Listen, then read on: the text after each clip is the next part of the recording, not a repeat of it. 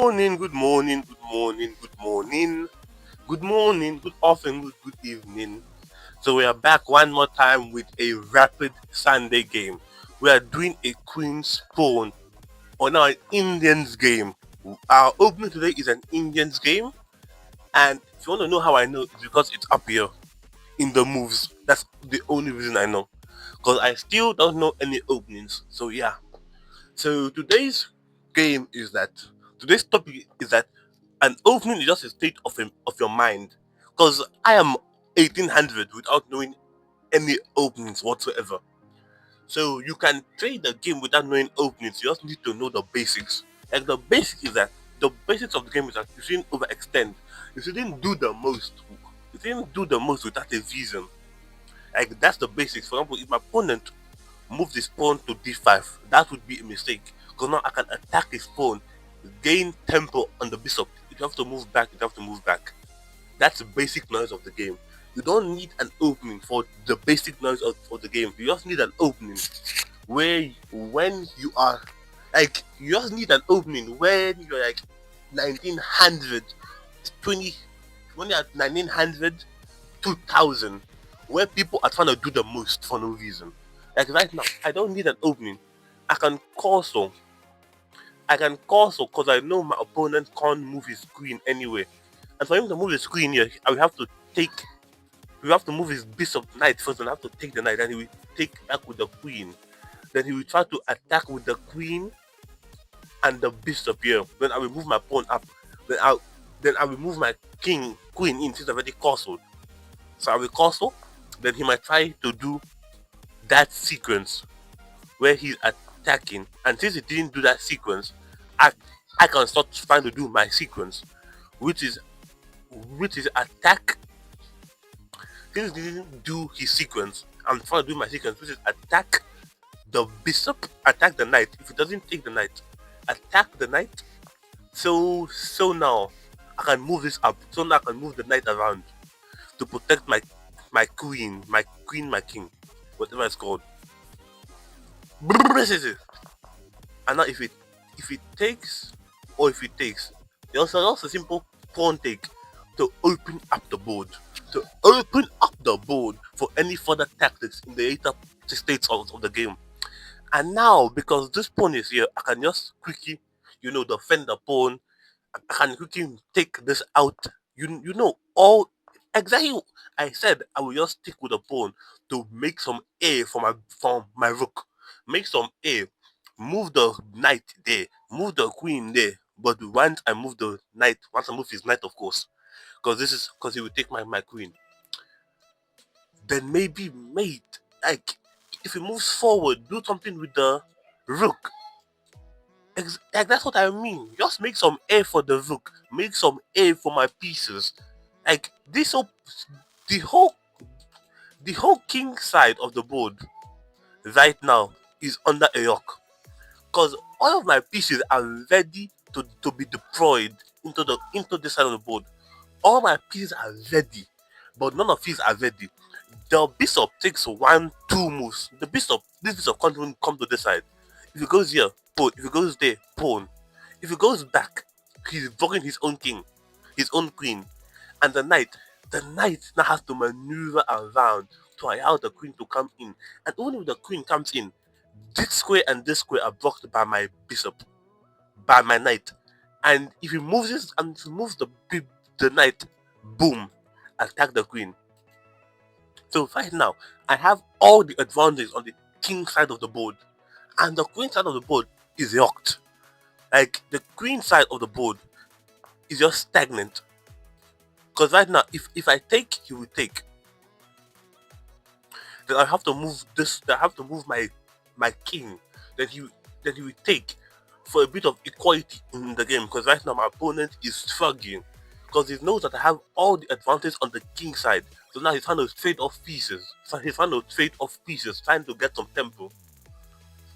And if he doesn't take the queen, he doesn't take my queen, he will move forward or forward. So he knows that his king is still in. So he knows his queen is still in the game. He can nip in at any moment. Exactly. My opponent thought, okay, he's too strong. So I can't. He's too strong right now, so I can't.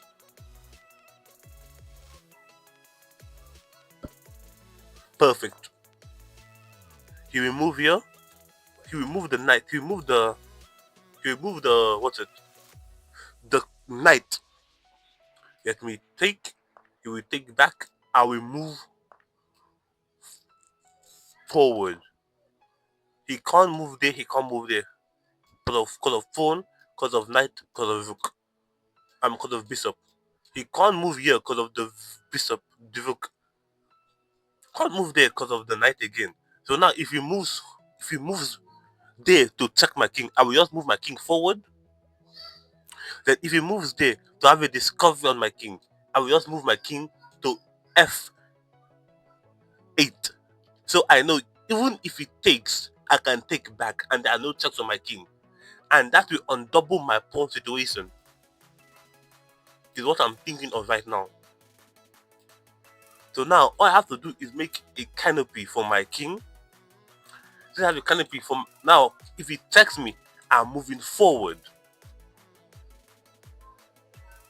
So right now my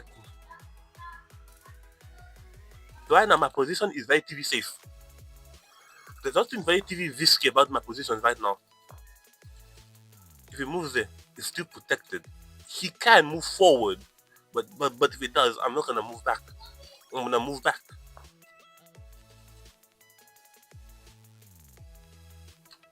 And now he can take me. Take me, I'm fine. Take me, I'm fine. I will move forward. Then what's your next move now? What is your next move actually? Because now you have to move back. Because if you don't move back, I'm taking the pawn. I'm taking the pawn, no second thoughts. So now what is your next move? Because now you have to move back. I will move here. You will take the. Now you will move back. I will move the rook to target the pawn. You will take my bishop. I will take back. No, no, no, no, no, no. No, I don't want double pawns. I don't want double pawns. So if he moves this way, I will move my. Where do I move my bishop in the situation my opponent moves back? Or he moved that way. I didn't even compute that move. I'm thinking now. If I take wait a minute, why is that a good move? Let me actually think about it. If I take the pawn, he can go here, check me, double check me. I move here, I take. Wait, no, no. If I take the pawn, he's not gonna move there. Because that's a blunder. Because that means my bishop just took a pawn. And his knight is also under attack. No. So if I move there, he will move the bishop, he will move the queen, he will move the knight to f5 to attack my king and try to take the bishop. But that means if I move my bishop back, if I take he moves if I take the pawn, he moves to f5. He moves to e5 with the knight. I move to e4, back to e4 with the knight. Protected by my bishop. My king is safe and my bishop is safe.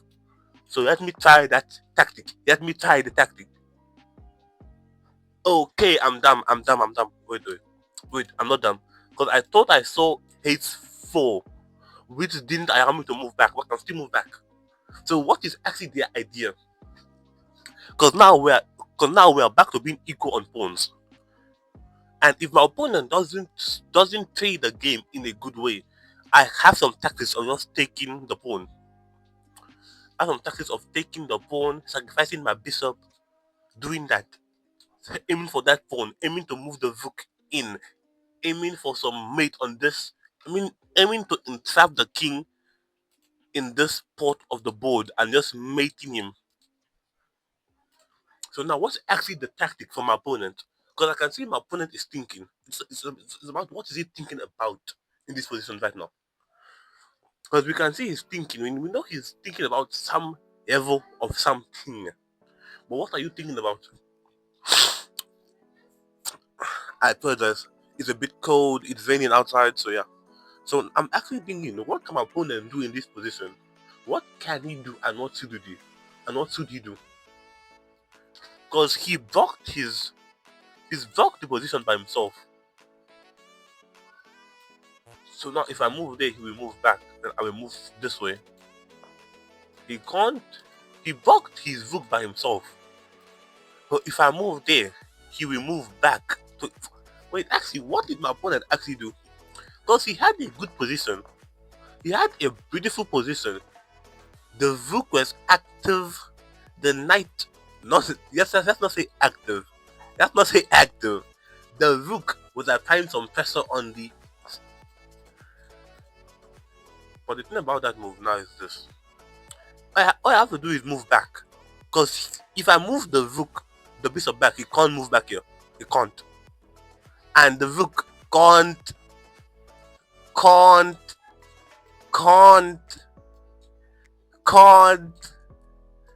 The rook just can't. And now if I move my rook this side, this has to go. It's going somewhere. If he moves it this side, I'm taking. But am I taking? But am I taking? If I take here, he can take. Am I actually taking? If I attack, he will take the pawn. Am I actually taking? Wait, do I have to take now? Why don't I just move this up, go that way, then take and trade like that? Because he can't even. Because he can't even. He can't even try to defend anymore. He can't try to defend like this way. Can't I do it this way? Um.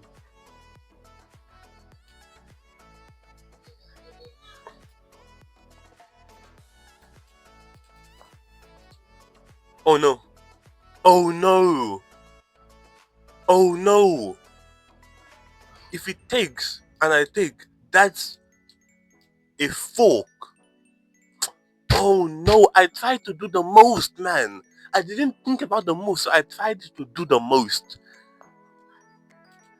Is my opponent a twat? What school did this man go to? Because I swear he didn't go to the same school as us. He has a knight and he didn't think about a fork in this position. Is he a twat? Is he actually a twat? And my opponent can't even try to go there because of this. It just cooked. It just done. It's over. My opponent had a chance to take back the whole game with a fork, but didn't do the fork. So now I won the game. In that case, good day, good afternoon, good evening, and goodbye. I won the game without an opening. The concept you don't always need an opening to win a game. You just need to know the basics. You need to understand what every move does. Like in the end, I didn't understand that moving that pawn up and moving that pawn up makes an opportunity for my opponent to fork me. And my opponent also didn't see it, so he just lost the game on the spot. And thank you, good day, good afternoon, good evening, and goodbye.